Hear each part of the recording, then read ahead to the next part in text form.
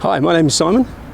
Welcome to BikeSocial and a slightly strange test. Now, at the start of the year, I rode a new bike, which I promptly fell in love with. Now, I don't fall in love with every new bike I ride, just most of them, but there was something special about this one. There was something about the way it looked, and the way it felt, and the way it delivered its power, but mostly about the way it looked. And that bike was this bike. Moto Guzzi's V85 TT. Now, 853cc, transverse, air-cooled V-twin, making around about 80 horsepower, which is quite a lot down on its rivals, its adventure bike rivals, middleweight adventure bikes, which all make around about 94 horsepower. And of course, by the time the old shaft drive has done its deeds, you're looking probably around about high 60s horsepower, to be honest. But that isn't really important. What's really important to me is the way that this bike looks. Now, this is the 11,100 pound Kalahari yellow version with the red frame and the yellow paint and the white tank. And I fell in love with it. It's got that real kind of 80s vibe going on. It's got a cleanness about it. It's just got a simplicity. And I just love all the metal tubing everywhere because I thought it would be great for strapping things to. And look, turns out it is. Although, it must be said, I don't know if you can see that, you have to be careful. Is that in there? Not to chip it. That wasn't me, by the way. Definitely not me. So anyway, here we are in the UK with Guzzi's V85 TT, one of my favourite new bikes of 2019. So I thought, how do we test it properly? And of course the bike looks a little bit, don't say it quietly, looks a little bit like a kind of rolling McDonalds advert. Aha, I thought. How about if we ride from Britain's most southerly McDonald's, which is in Penzance, to Britain's most easterly McDonald's, which is in Lowestoft, to Britain's most northerly McDonald's, which is in Elgin, in Scotland. Because Google reckons the journey will take about 19 hours. It's about 1,000 miles, which is a challenge for anyone. And so, here we are, at about 5:45 at McDonald's in Penzance.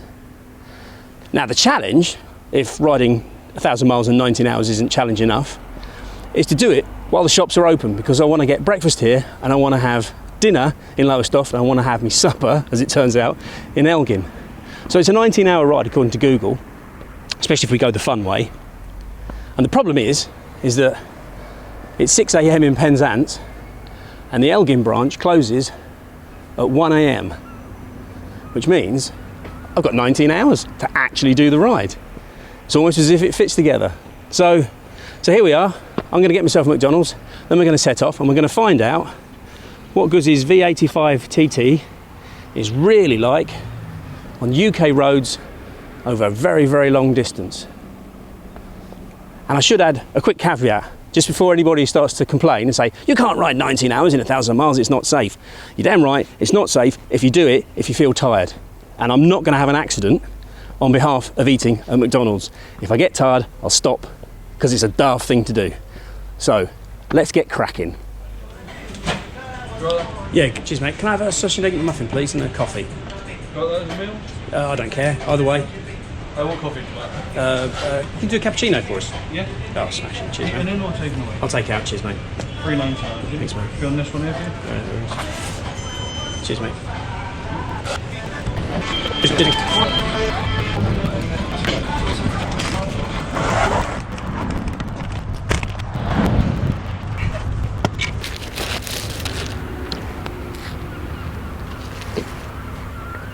Oh man, that's so good.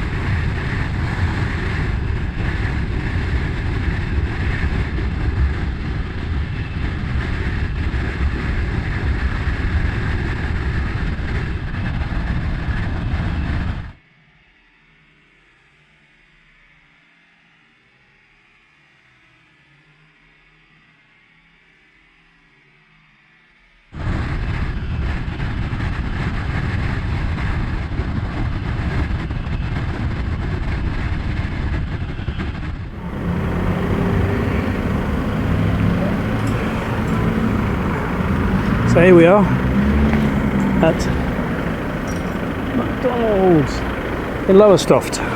So some 7 hours, 418 miles after leaving Penzance. It's been a long ride. It's been very hot. It's been 34 degrees around the M25. And we're a little bit behind schedule because I had a few technical issues. Not with the air-cooled Transverse V 2-valved V-twin.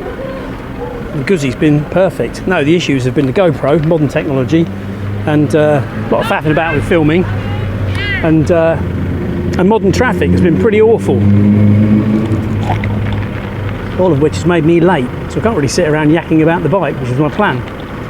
It also means I'm probably going to have to miss out the interesting stuff up in the north of Scotland.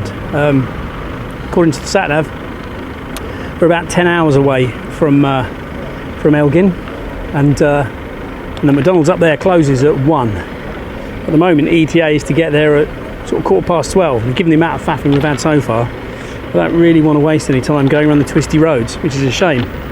But, you know, needs must. Got to do the distance. So I better drink up and get on with it. See you in Scotland.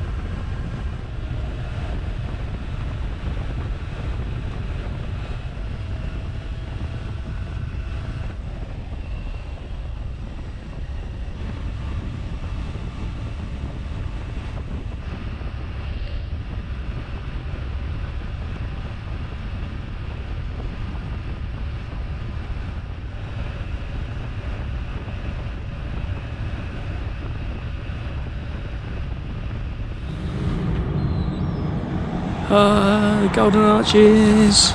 We have arrived. We have arrived at 12:17. And how many miles have we done? 12:17. And we've done. Look at those lights. It's like Las Vegas. What's that say? 997.7. So it's 997.7 miles. I'm going to go and get myself a burger.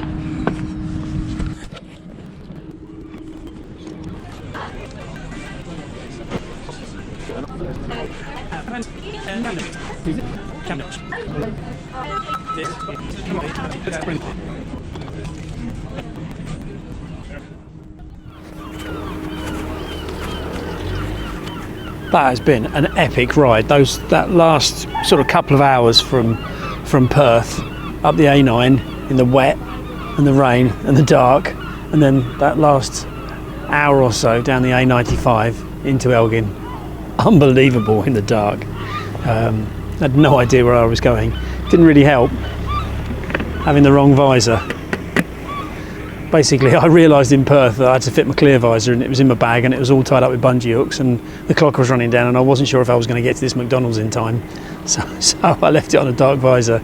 It's probably not the best idea, but anyway, I got here at 12:17, 997 miles in one day, and just in time for me quarter pounder of cheese and me chicken nuggets and me cappuccino with my barbecue sauce. And it's been absolutely epic. I mean, it's just so many things have happened. I need to process it all, which means I'm going to have a nice gentle ride back tomorrow, and then I'm going to sit down, have a good think, and then come up with some kind of verdict about the bike. But it's pretty interesting. There's some good stuff. We've discovered a lot about it. But in the meantime, I'm going to eat and then I'm going to go to sleep, and then I'm going to have to ride 500 miles back home again tomorrow. Happy days. Food.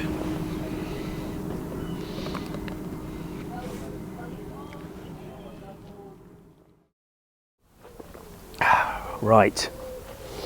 Well, we've had a couple of days now to digest a fairly epic ride on Guzzi's V85 TT.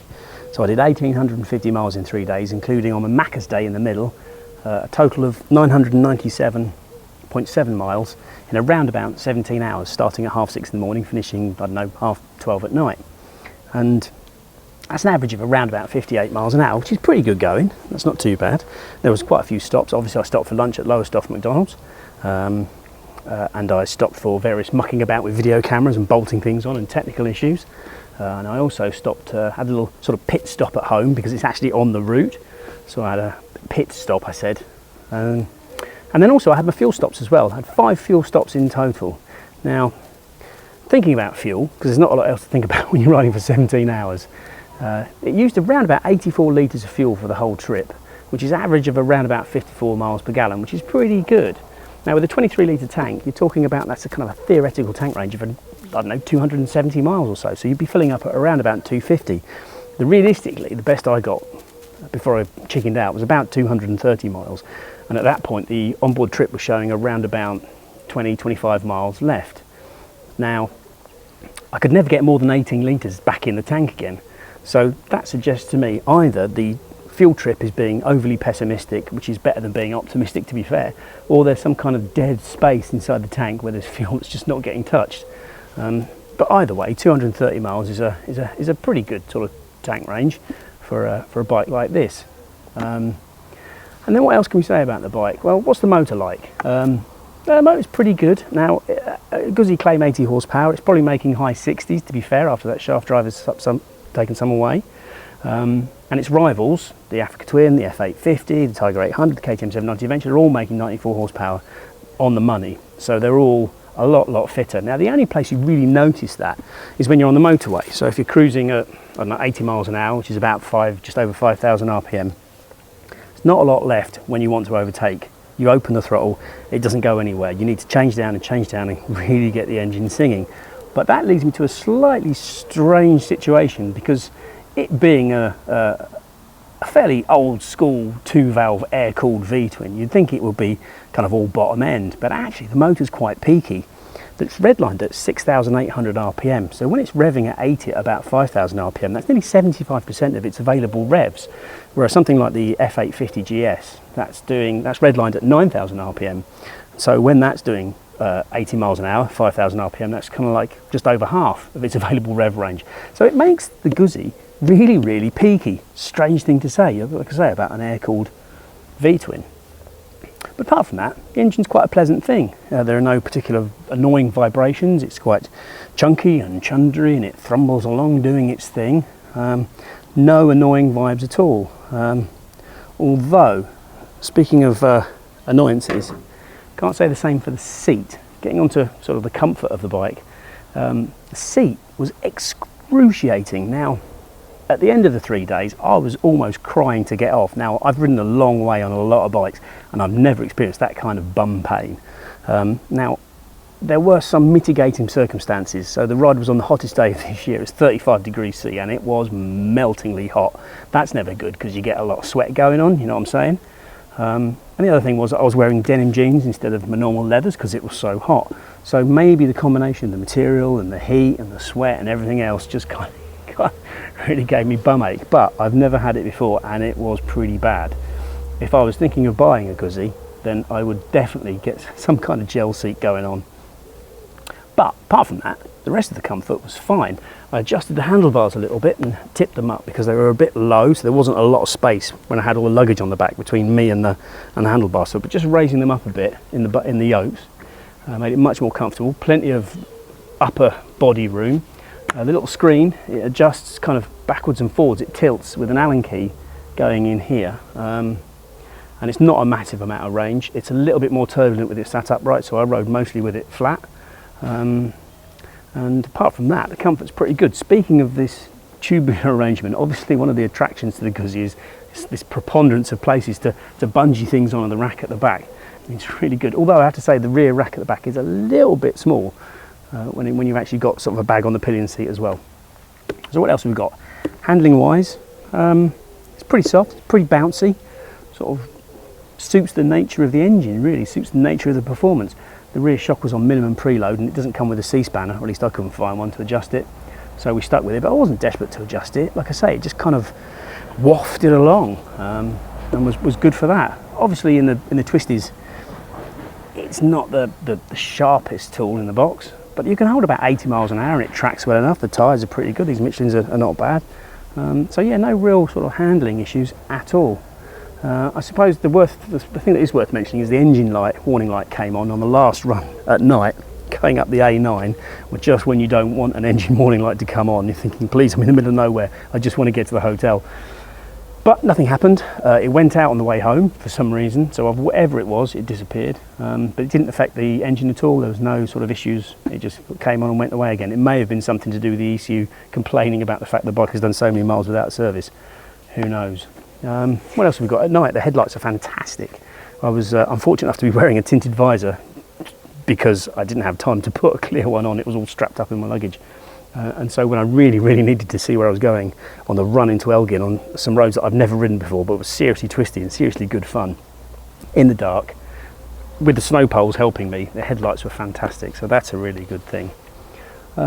So all in all, clocks were good as well. Clocks might be a little bit too bright. Again, with the tinted visor on, they were just about right. They're a beautiful shade of blue at night. They really do look fantastic. I hope you can adjust the contrast, because if you can't, then you're going to be stuck you can be sticking tape over them at night to dull them down a bit.